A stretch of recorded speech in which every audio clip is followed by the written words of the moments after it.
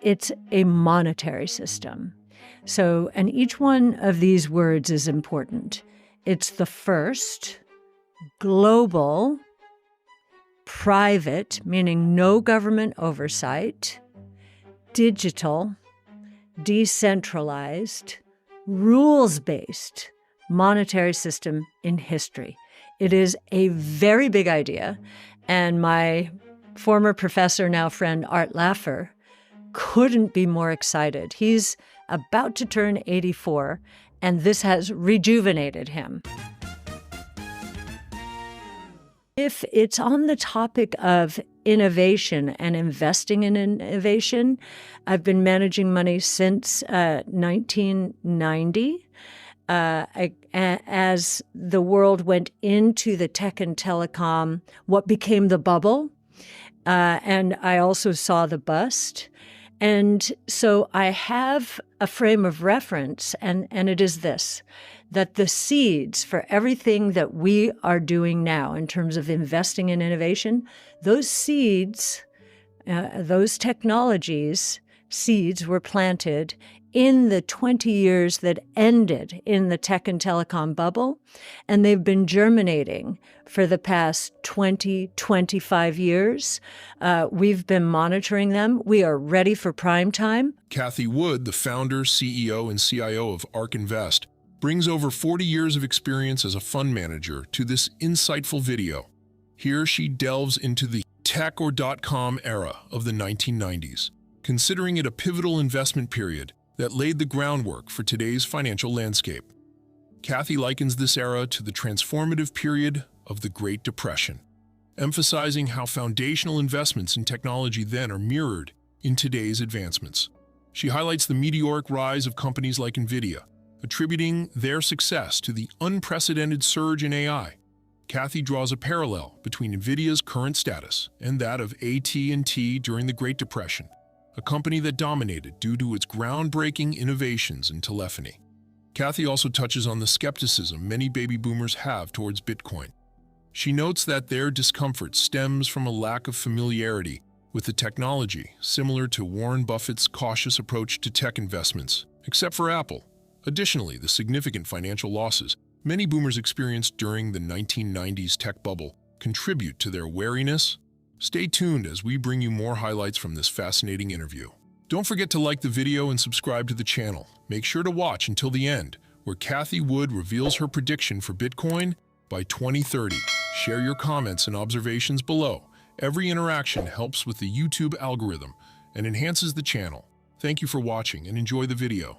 I think the biggest surprise to me, and maybe one of the biggest reasons your listeners might find this interesting, is the tech and telecom bubble. You had investors just throwing money at dreams. Those were just seeds, dreams. Today is the reality. Those seeds have germinated and they are blossoming now. And yet investors are scared to death. They are investing in very few stocks. You've heard about the magnificent, used to be 7, then they threw Tesla out, and then it was 6, and then it was 1, NVIDIA. We know that a very concentrated market like that is either very, very good in terms of what it says about the future, or very, very bad. And we can show you a chart, you can post it, showing that the concentration that we have just seen in the Mag 6 is higher than it has ever been in history, going back to the Great Depression. Great Depression in the 1920s and early 1930s, we saw similar concentration. Why was that? Cash was king. Just like cash in the Mag 6 is king. Some of your most popular topics and videos are on Bitcoin. Yes. And I'm curious, when did you first hear about Bitcoin? 2011, Brett Winton, who's our chief futurist at ARK now, but who was the senior analyst on our research on strategic change at my prior firm, he came in, he had read an article, I don't know if it was might have been in The Economist, and he started talking about Bitcoin. and crypto generally. And we were like, what? And so that happened one day. But then he became fixated on it and we had a brainstorm every Friday. And every Friday there would be a new story about Bitcoin. Now, it was so young back then, right? This is back when it was about $1, right? Yes. Yeah. Yes. And there was no way to play it. And so we were thematic. So we were looking at it and trying to understand it and trying to figure out, is there anything here? This is a technology, yes, but it's also a monetary system. You know, could this play the three roles of money? And so, you know, it was an interesting topic. When we started ARC, the two things we lumped back then, so this was 2014, were artificial intelligence and blockchain technology. But we lumped them into next-gen internet because they were both, even though AI has been around since the 50s, the very big breakthrough, the provocative breakthrough, was as a result of ImageNet and deep learning in 2012. So we were trying to figure out, is this important? Will this move the field of AI forward so that we'll have meaningful investments? So as I would say within the first 2 years, we separated next generation internet into artificial intelligence and blockchain technology. So they became 2 of 5 innovation platforms. The other 3 are robotics, energy storage, and multiomics sequencing. These are the 5 major platforms that are evolving today, sort of like telephone, electricity, and internal combustion engine. Those were multiple platforms evolving at the same time about 100 years ago. Now we have 5 evolving.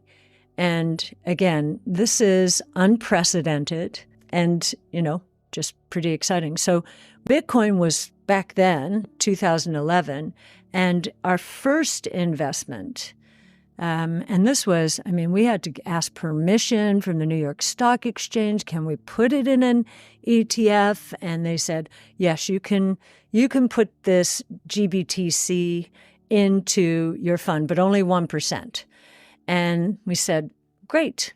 They didn't say that it couldn't rise from 1%. And so we let it rise. And of course, so it moved from $250 when we got in September of 2015. So toward the end of 2017, I think it hit $20,000. So what does Bitcoin solve? It solves a lot of things. To us, Bitcoin means 3 things. 1, it's a new technology. Blockchain technology is a new technology. But to simplify it, all we're doing here is layering into the internet the layer that developers forgot to build in the early 90s because no one understood that financial services or commerce would take place on the internet. So I was there, and I remember agreeing with everybody, I will never put my credit card on the internet. This is not secure, right? And so they never built it in. So blockchain technologies of all types are an answer to that. This is peer-to-peer technology, taking a lot of middlemen out of traditional financial services, taking layers of fees out. And those fees are anywhere from 2.5% to 4% of any given transaction. That's the first thing, a technology. The second is it's a monetary system. So, and each one of these words is important. It's the first, global, private, meaning no government oversight, digital, decentralized, rules-based monetary system in history. It is a very big idea. And my former professor, now friend, Art Laffer, couldn't be more excited. He's about to turn 84, and this has rejuvenated him. because he says this is an opportunity to go back to the U.S. pre-Fed, so pre-1913, when we were basically using private money. So it will give the dollar a run for its money. The third way to think of Bitcoin, so we've got technology, global monetary system, and a new asset class, which is why we are really excited. And, the ARC21 shares Bitcoin ETF is a good example. We have enjoyed tremendous inflows. And I'd like to think it is because we wrote our first piece on Bitcoin in 2014. We've earned our stripes. We had our first white paper with Art Laffer, Could Bitcoin Serve the Three Roles of Money? That was 2015. And then we wrote our second white paper, Bitcoin, Ringing the Bell for a New Asset Class. That was 2016. And finally, the SEC approved earlier this year a Bitcoin or many Bitcoin ETFs. So we think institutions have not moved very aggressively thus far into Bitcoin. Why? It's because they need to do their due diligence. They need to. We've spent 10 years doing this, so we're very comfortable. If you look at Blackrock, for example, until I'm going to say 3 years ago, BlackRock was pointing to the negatives associated with Bitcoin. And then, of course, there was the conversion. And fantastic. I think BlackRock has done a lot for this movement of Bitcoin into a new asset class. What price targets do you have for Bitcoin? Everyone loves this. Yes. So we are in print.